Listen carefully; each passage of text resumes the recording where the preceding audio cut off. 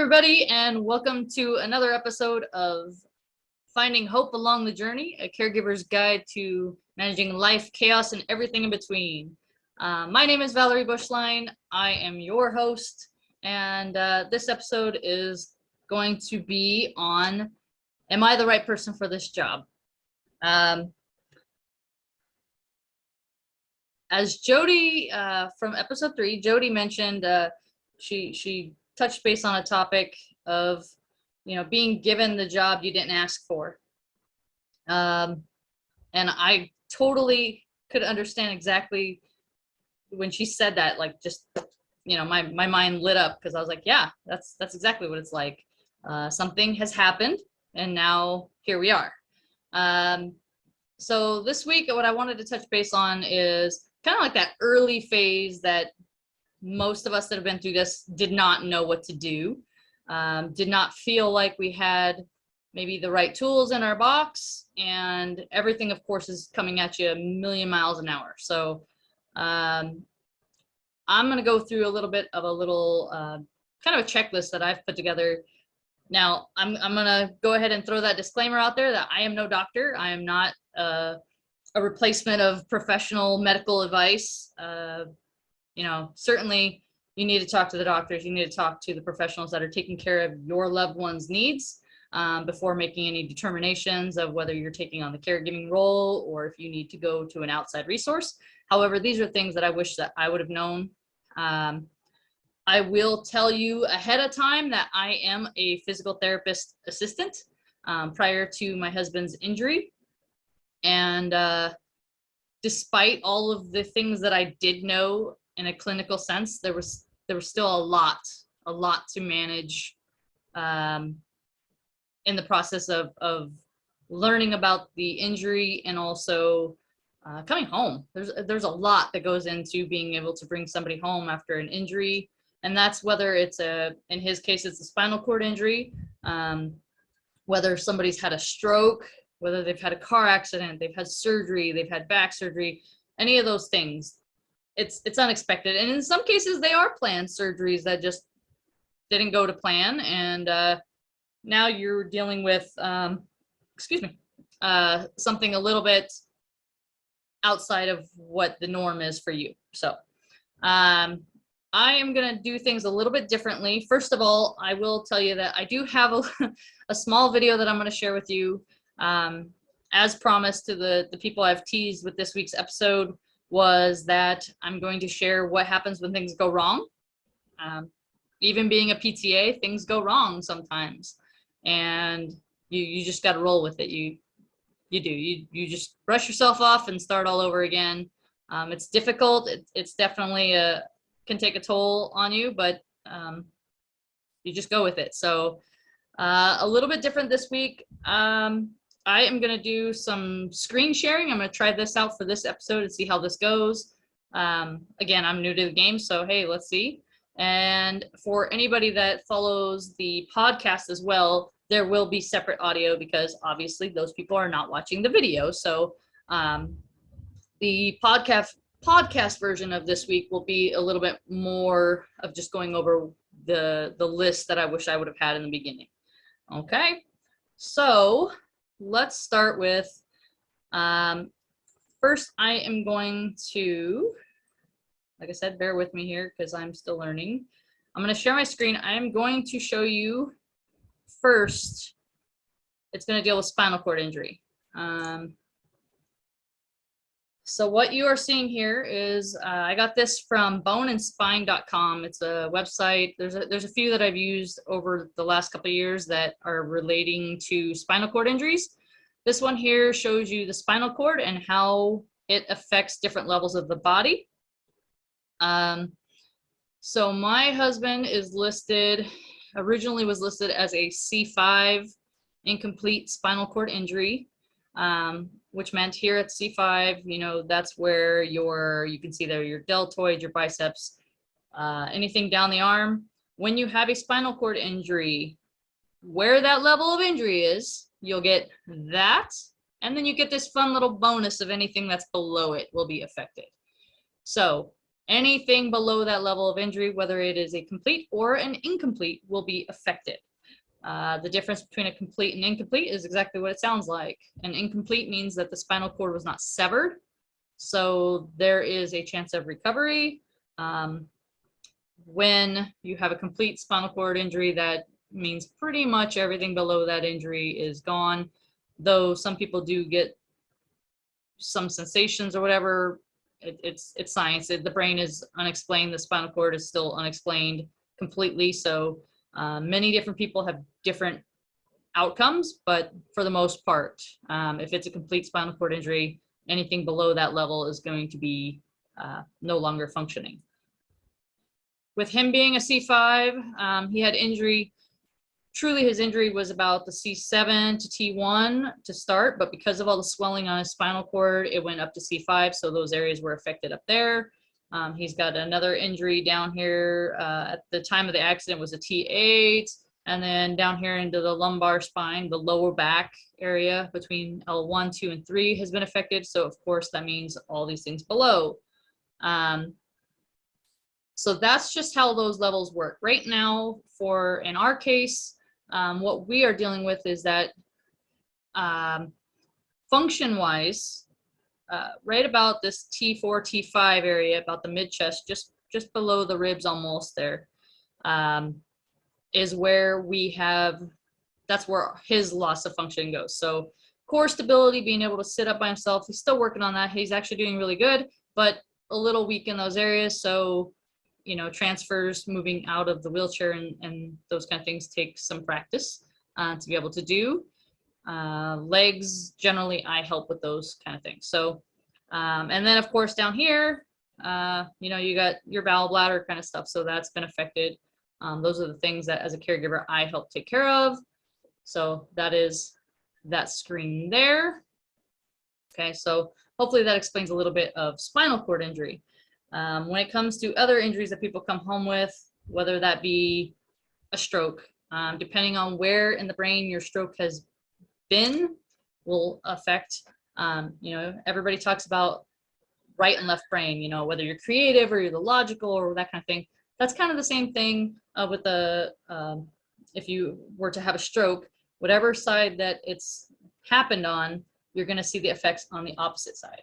You may see them in both parts of the brain, of course, depending on where that injury is. But generally, that's what it is. When you see somebody where one side of their body's been affected, that stroke has happened on the opposite side of the brain. That makes it difficult for taking care of those folks. Some of them, their speech and their swallowing, one side of the body's affected. They can't move that one half of the body. So there's things that you have to learn to do to take care of those people as well. So that's just the kind of the big ones as far as like caregiving. Of course, I know there's many people out there that have other things that they've been diagnosed with or whatever that people are, they're caregivers for. Children, adults, older folks, doesn't matter. Like either way, when we're talking about caregivers here, that's everybody. But the spinal cord injury thing is what I'm dealing with as a caregiver. So I have a little checklist here that I wish I knew before this all started. So I'm going to share that with you now. And let me just find it. Here it is. Let me go through this with you. So before going home, am I the right person for the job and can I do this? I think that's important for us to do a little bit of a self-evaluation on ourselves. Of course, I was gung-ho and said, absolutely, I can take care of this. But there were moments where I felt completely overwhelmed, and it is what it is at this point. But things to think about. What kind of care will I need to do? You're looking at everything there. Depending on the level of injury, you're looking at, bathroom regimens, you're looking at feeding regimen, bathing, doing medications, and then mobility and transfer. So bathroom, of course, in my case, I helped my husband with his bathroom regimen just because his spinal cord injury is high up in the back. So that's been affected. There's other people that are able to do those things independently. They were not affected in those ways. Can they use a bedside commode? Do you need a shower? My goodness, what's that called? What is that called? Commode. Yeah, just the commode, the bed commode in the bed, you know, the bedpan. My husband, Chris, is actually in the room here with us today. So thank you. Yeah, can they get out of bed to go to the bathroom? Do you need to help them? Do you need to change their brief? Do you need to do those kind of things? It's a very personal thing. The best thing I can tell you is that you do your best to maintain that person's dignity. You know, this is a process for everybody all involved. So dignity is important. Okay. Feeding, like I said, if they've had a stroke and they're dealing with their swallowing's been affected, you know, they can't eat certain things, they may require a tube. You know, are you capable of managing that feeding tube? You know, do you need to bring the meals to the room? Can they get out of bed to go get the meals? Bathing, when Chris first came home, we had to do bathing in the bed. That was all sponge bath type things. Eventually we moved on to using a Hoyer to get him into a shower chair, to get him into the bathroom. I think showers used to take us close to like an hour and a half to accomplish the entire regimen. It was tiring, very tiring. If they are even able to get in there, you know, do you still need to have a certain level of supervision? Do you still need to help them bathe even though they're in the shower? You know, all things to consider. Medications, of course, you know, are you available to be able to give those medications? And then mobility and transfers, I look at that as, are you able to get that person out of bed? Are they able to roll? In Chris's case, in the beginning, he had a bed that, it was a hospital bed. It had an air mattress where it moved so that he didn't get any of those pressure wounds or sores on his backside, any of the areas that touched the bed. You know, even your ears, the back of your head, your elbows, your shoulder blades, the back of your hips, feet, ankles, heels, everything. Those can all get wounds if you don't roll the person every couple of hours and make sure that that pressure is off those bony areas. So it's a lot. That's a lot. If you're dealing with somebody that's very high level, it's a lot on your plate. Can you do all of that? Home environment, is the home appropriate? This is kind of where you really need to be talking right off the bat with your social worker, the case manager, your PT, OT team, the doctors. Is home going to be appropriate for the person? Can you get into the house? Do you have a step up into the home? Is it a single level? Do you have stairs? Doorways. A lot of older homes, the doorways are very narrow. Getting a wheelchair, even a standard wheelchair, if it's one that, you know, you're wheeling yourself along, those handles stick out a little farther. So can you get through those doorways, hallways? The bedroom, the bathroom, can they get in and out of bed? Do you have enough space to be able to do those things? Can they get into the bathroom? Is it wide enough for a chair, or navigating with an injury? A lot of homes still have the tubs. They don't have the low threshold or zero roll-in shower pans. So again, all things to consider, as well as an escape plan. That was something I worried so much about in the beginning, was that I knew how long it took to get Chris out of bed with the Hoyer lift, and it took a lot of time in the beginning. I installed fire extinguishers on opposite ends of my house. We have one of those fire blankets that you can put over a fire to try to put it out, or even wrap around somebody as you're trying to get them out of the house. Making sure that you have that, all of those things in place, making sure that everything's safe for everyone. So. Tools. Jody mentioned in episode 3 that coming home, they really didn't feel equipped. They did not have the right tools. They didn't have, I believe she said they didn't even have a hospital bed when her husband Brent came home. So Brent is also a spinal cord injury, so required a Hoyer lift at the beginning. He's in a wheelchair just like my husband. needed a hospital bed, needed, in our case, we had to get ramps for the doors. All of those things, those are all tools that you're going to need to have. And it's takes some time to get them. So please don't wait till the last minute. When it's discharge day, ready to go home, that is the wrong time to be asking, well, what about a bed? What about a wheelchair? How am I going to do this? You need to start asking that as soon as you know the level of injury, which is why I put that all the way back there at the front of the list, because once you know that, that's when it's time to start asking, what do I need to be able to get at home in order to make sure that things are safe to be taken care of? And you also want this equipment because, for example, my husband's bigger than me, and I know that I can't pick him up off the floor by myself. So you need to keep that in mind. If you are 4'10"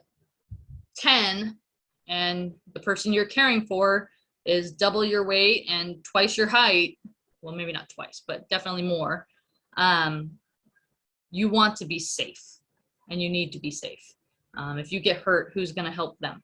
So definitely want to have all of the right equipment at home before it's time to go home. And again, touching base on transfers, mobility, and transportation. So things that are very, very important. So can you transfer? Can you get them out of bed and into a wheelchair? Mobility, can you move them around in the bed if they need to be able to roll every couple hours? Are you able to do that? Can they do that? And transportation, that's something that we learned early on. We did not have a wheelchair accessible vehicle. And that's incredibly stressful. You know, when a doctor's office is calling you and saying, hey, we want to see this person on this date. And you're like, that's great. And for some people that use their insurance for transportation, they require you to give them 3 days notice. So if your doctor's calling you at the last minute, you're probably not going to be able to make it to that appointment.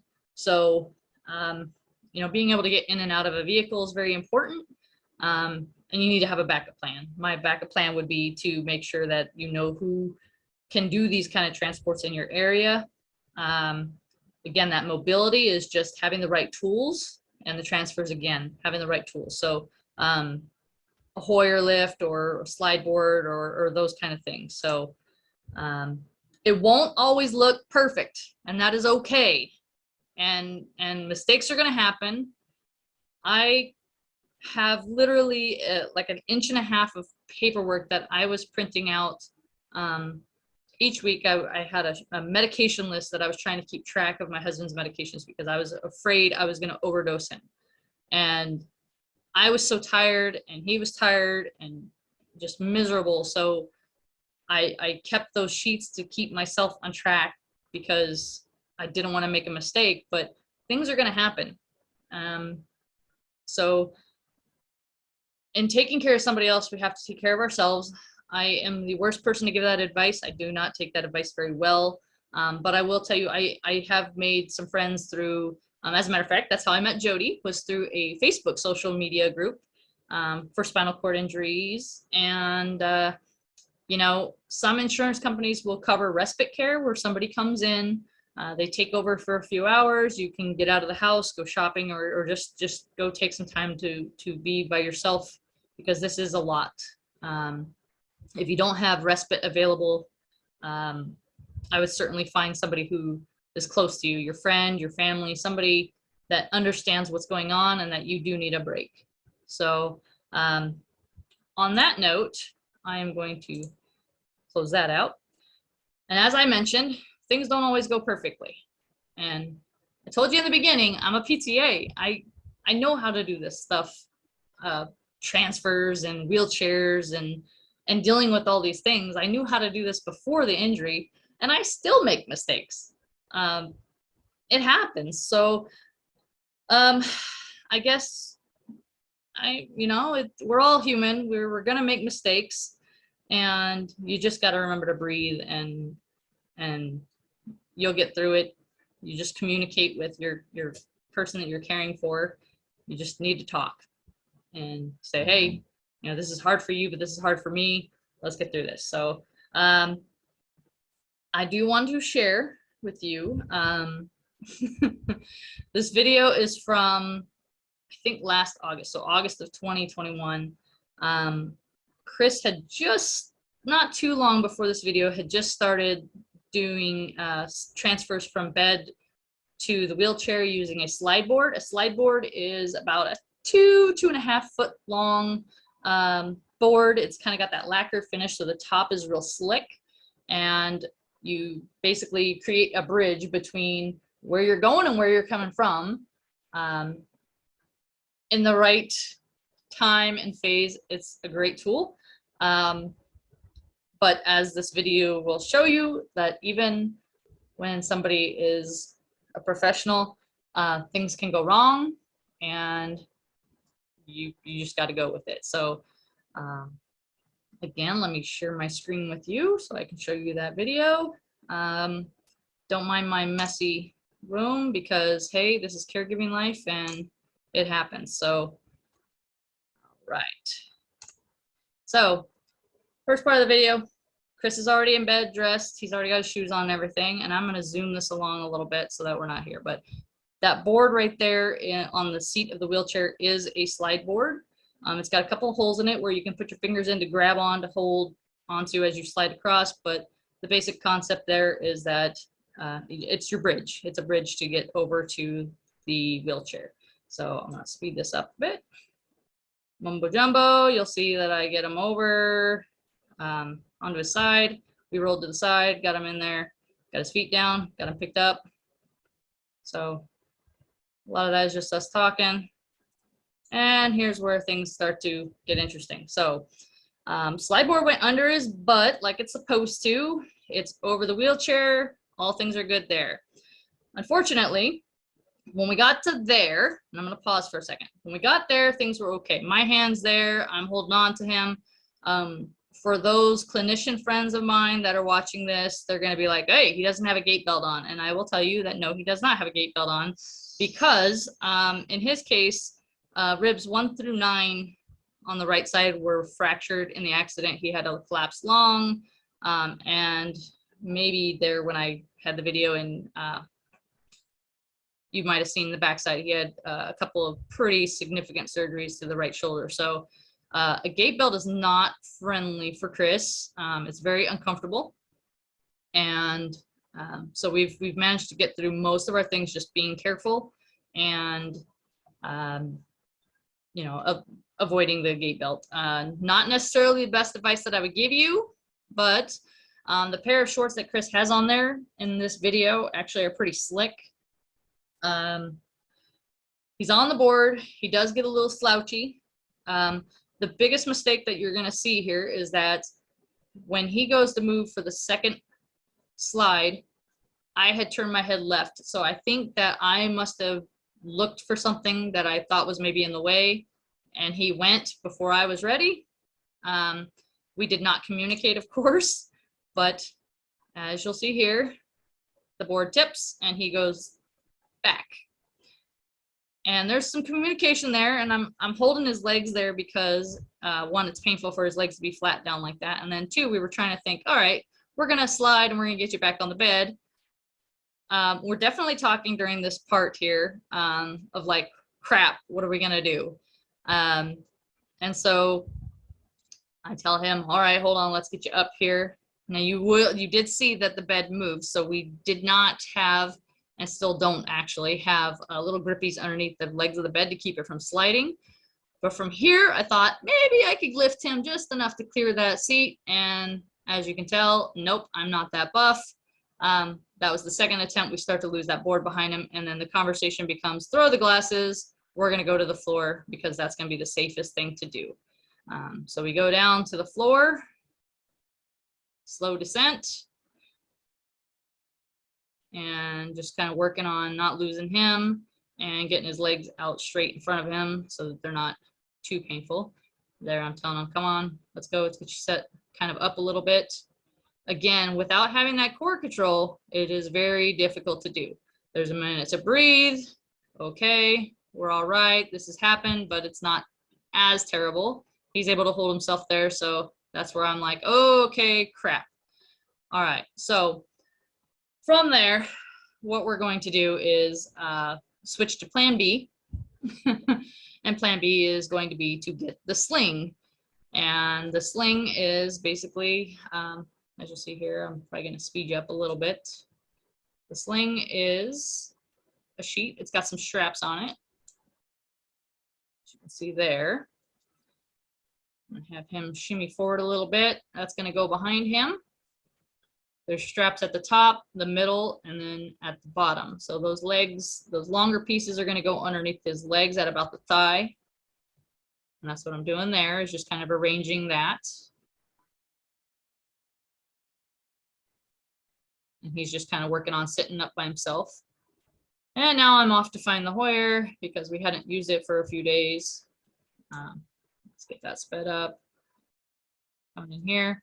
A Hoyer, basically, if you're a mechanic, you recognize that as like a cherry picker. That's gonna be pulling engines out. In this case, it picks up people. So ours is electric, so that's nice. And from here, he's just kind of hanging out there while I'm lowering the Hoyer. Again, those 3 points on that sling are gonna get hooked onto the Hoyer, and it's gonna become basically a little cocoon around him. And that's what we're gonna start doing here. Just working on getting his legs inside the bars.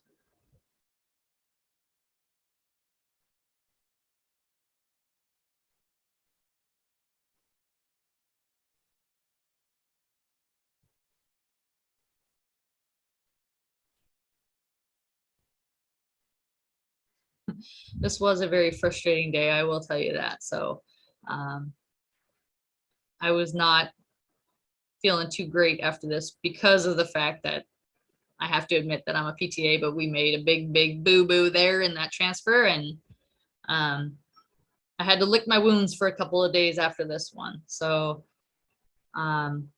just getting them all hooked up there. And then from there, I'm just gonna fast forward you. Basically it picks them up off the ground. And then from there, we're gonna go to the chair. So that's where I will end that there. And then of course,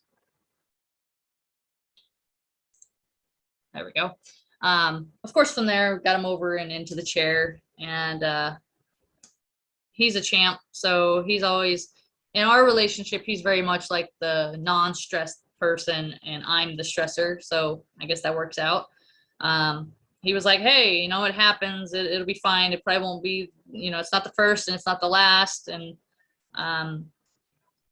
truly, you know, you got to look at it that way. You know, things are going to happen. So even coming from a clinical professional standpoint, things happen. Mistakes are made along the way. That one was ours. I own up to it. That's why I have the video. I have the video in case I ever want to show students, physical therapist students and physical therapist assistant students, that mistakes will happen. Even when you think you know a lot, gravity will always win. And that's why all of these tools are so important to have, because what if I had been doing that without the board? What if I had been trying to just wrangle him and move him across from the bed to the wheelchair? He's going to go down. I'm going to go down. We're going to have to call the fire department because we wouldn't have had the right tools on hand. And I'd like to let the firefighters hang out and do whatever they do, you know, saving other people rather than having to come to our house and pick him up because I made a mistake. So things are going to happen sometimes. And even when you feel prepared, things happen. And so if you're at the beginning of this and you're just thinking, oh my gosh, I don't know if I can do all this, there's a lot that you know, it's tough, but you can do it. And you know, like I said, just reach out for support, whether it's your friends, your family, Facebook groups. You know, I'm sure, you know, when you're at the hospital, ask the social worker, is there a caregiver support group that I need to reach out to? I need some help. In Chris's case, you know, we're in Arizona, so the Arizona Spinal Cord Association, they're great. You know, reach out to them. They'll give you tidbits and send you the right direction. in our case, we became quite close and have been quite close with the Arizona chapter of the Paralyzed Veterans Association. You know, Swan Rehab, Ability 360, all of these resources are out here near us. Find those ones that are around you. Whatever you need, just start asking, because it's okay to ask for help. And you absolutely can be the right person for this job.